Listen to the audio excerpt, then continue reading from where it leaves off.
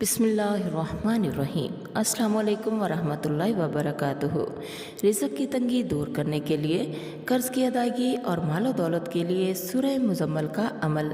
اس عمل کی برکت سے صرف چند روز میں ہی رزق کی تنگی دور ہوگی، مال و دولت کی فراوانی ہوگی۔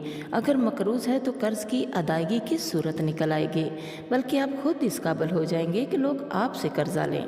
عمل یہ ہے، سورہ مزمل جو کہ پارہ نمبر 29 میں ہے، روزانہ 11 بار پڑھیں اور اس کے بعد 1100 بار یا مغنی پڑھ کر اللہ تبارک و تعالیٰ کے حضور سچے دل سے گڑ گڑا کر دعا مانگیں۔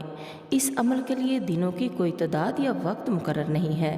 یہ عمل تب تک کریں جب تک حاجت پوری نہ ہو۔ پیارے ساتھیوں، اللہ پر توکل کرتے ہوئے اور کامل یقین کے ساتھ دعا کریں، اللہ تبارک و تعالیٰ فضل فرما دیں گے انشاءاللہ۔